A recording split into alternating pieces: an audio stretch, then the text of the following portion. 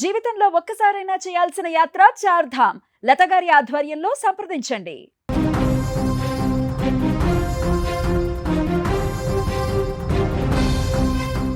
అర్ధరాత్రి గాఢ నిద్ర, గమ్యస్థానానికి చేరుకుంటామన్న ఆశ. కానీ ఆ డ్రైవర్ రెప్పపాటు నిద్ర ఆ ప్రయాణికుల జీవితాలను చిందరవందర చేసింది. ప్రశాంతంగా సాగుతున్న ప్రయాణంలో ఒక్కసారిగా భారీ శబ్దం. అంతలోనే చీకటి కాలువలో మృత్యువుతో పోరాటం. అనకాపల్లి జిల్లాలో చోటు చేసుకున్న ఈ ఘోర ప్రమాదం స్థానికులను, ప్రయాణికులను ఒక్కసారిగా వణికించింది.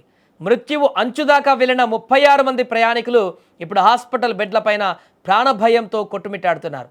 అనకాపల్లి జిల్లా నక్కపల్లి జాతీయ రహదారి శనివారం తెల్లవారుజామున రక్తసిక్తమైంది.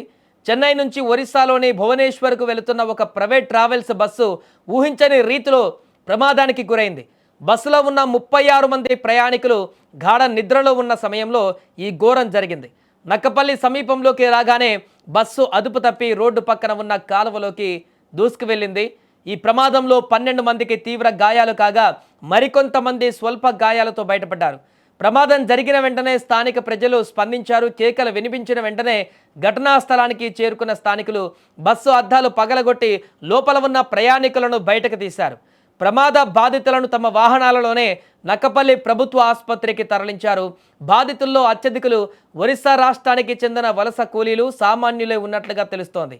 తమ సొంత ఊరికి చేరుకుంటామన్న ఆనందంలో ఉన్న వారిని ఈ ప్రమాదం తీవ్ర దిగ్భ్రాంతికి గురిచేసింది. ప్రాథమిక సమాచారం ప్రకారం డ్రైవర్ నిద్రమత్తులో ఉండడమే ఈ ప్రమాదానికి ప్రధాన కారణమని తెలుస్తోంది. సుదీర్ఘ ప్రయాణం కావడంతో తెల్లవారుజాము సమయంలో డ్రైవర్ అదుపు కోల్పోవడంతో బస్సు నేరుగా కాలువలోకి దూసుకు వెళ్ళింది. సమాచారం అందుకున్న నక్కపల్లి పోలీసులు వెంటనే అక్కడికి చేరుకొని సహాయక చర్యలు చేపట్టారు. జాతీయ రహదారిపైన బస్సు అడ్డంగా పడిపోవడంతో కిలోమీటర్ల మేర ట్రాఫిక్ నిలిచిపోయింది. ఇక పోలీసులు క్రేన్ సహాయంతో బస్సును పక్కకు తొలగించి వాహనాల రాకపోకలను పునరుద్ధరించారు. ప్రస్తుతం పోలీసులు కేసు నమోదు చేసి అతివేగమా లేక ఇతర సాంకేతిక లోపాల కారణంగా ఈ ప్రమాదం ఏమైనా జరిగిందా అనేటువంటి కోణంలో కూడా దర్యాప్తు చేస్తున్నారు. ఏదేమైనా కూడా ఇప్పటికే వరుస ప్రమాదాలనేటివి తీవ్ర భయాందోళనకు గురి చేస్తున్నటువంటి సందర్భంలో మరొక ప్రైవేట్ ట్రావెల్స్ బస్సు ఇలాంటి ఘోర ప్రమాదానికి గురి కావడం పట్ల ప్రయాణికులైతే తీవ్ర భయాందోళనకు గురవుతున్నారు.